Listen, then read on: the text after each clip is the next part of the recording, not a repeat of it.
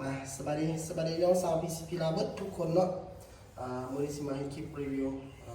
สองกระบอกเนาะแตกต่างกันเนาะ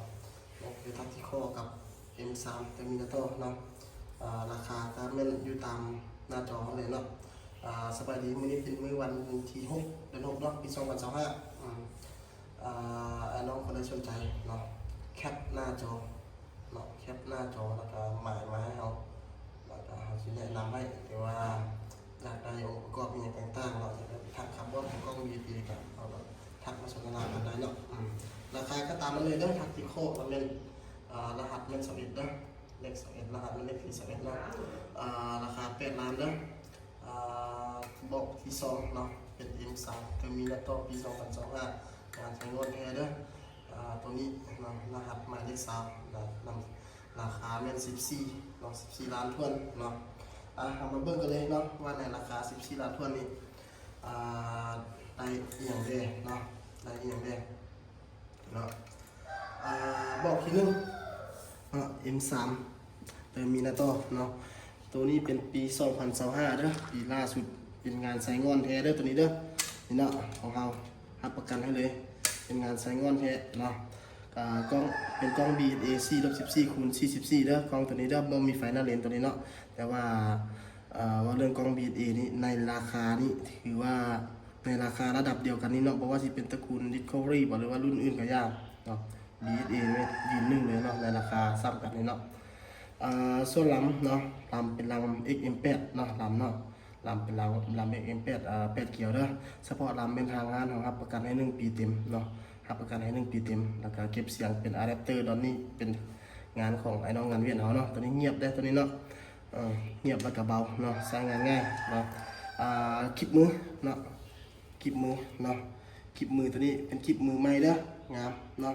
คลิปมือตัวนี้เป็นคลิปใหม่คลิปมือคลิปเป็นคลิปใหม่เด้อส่วนวาล์วก็เป็นวาล์วกริเกตหรือว่าวาล์วซิกเก็ตอะไรเนาะวาล์วซิกเก็ตทางอะลูตัวนี้เป็นทางก้นมูลเด้อเป็นทางก้นมูลตัวนี้ยิงลูกสลักนี่สุดยอดเลยเนาะ M3 เพราะว่าห้องลมมันจะใหญ่เนาะห้องลมใหญ่ตัวนี้เนาะส่วนการใช้งานอย่างต่างๆกับแต่ละคลิปเขาก็ได้เว้าลงไปแล้วแหละเนาะว่าจำเป็นต้องเว้า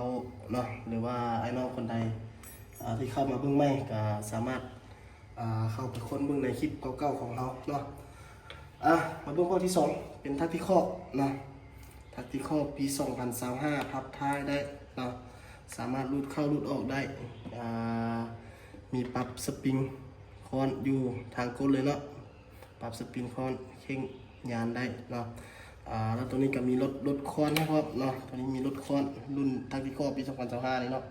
มีรถคอนเนาะตัวนี้ท้ายสามารถรูดเข้ารูดออกได้เด้อขึ้นกับไอ้น้องคนใดแขนสั้นแขนยาวก็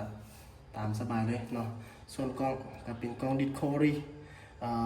กล้อง Discovery 4-16 คูณ 42แล้วตัวนี้เด้อมีไฟหน้าเลนตัวนี้มีไฟหน้าเลนได้สำหรับไอ้น้องยิงกลางคืนยิงได้เนาะส่วนลำกับเป็นลำ XM8 คือเก้าเนาะลำ XM8 เก็บเสียงเป็นเก็บเสียงเกมเต็กนะเก็บเสียงตัวนี้เป็นเก็บเสียงเกมเต็กตัวนี้เดือดส่วนตัวแล้วเด้อตัวนี้เป็นเดือดส่วนตัวค่อยมักตัวนี้ที่สุดเนาะเก็บเสียงเนาะเบาเนาะเบาแล้วก็เงียบเสียงนิ่มม้วนเนาะเก็บเสียงตัวนี้เนาะเสียงนิ่มม้วนเนาะถังเนาะถังเป็นถังอะลูก้นตัดเด้อในราคา8 ล้านนี่เด้อถังเป็นถังก้นตัดแล้วก็วาล์วก็เป็นวาล์วกริเกตเด้อบอกที่เราส่งให้ลูกค้าไปเมื่อเราได้อัปเกรดทั้งหมดแล้วเนาะเราอัปเกรดวาล์วเนาะสปริงโคนเนาะสปริงหน้าวาล์วเราอัปเกรดให้เบิดเนาะแล้วก็เวียนมูบิอาให้พร้อมเด้อมาเบิ่งในราคาทั้งหมดนี้เรารวมอยู่ในได้ทางสูบเนาะราคาก็แถมลูกปืนให้เนาะมันก็เป็นอะไรเป็นซิม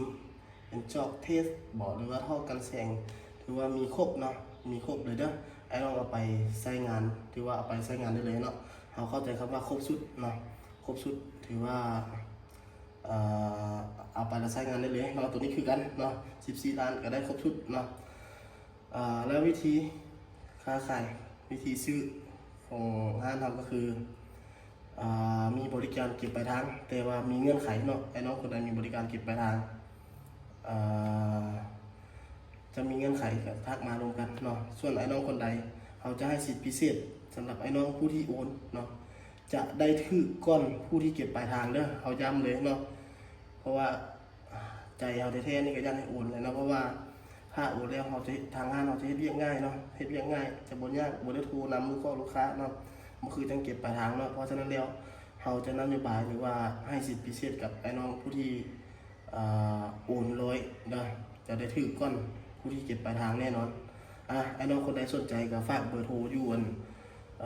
กล้องหน้าอยู่ทางหน้าจอเด้อเดี๋ยวเราสิจะฝากไว้แล้วก็อยู่ทางหัวข้ออันเนาะขอขอบใจ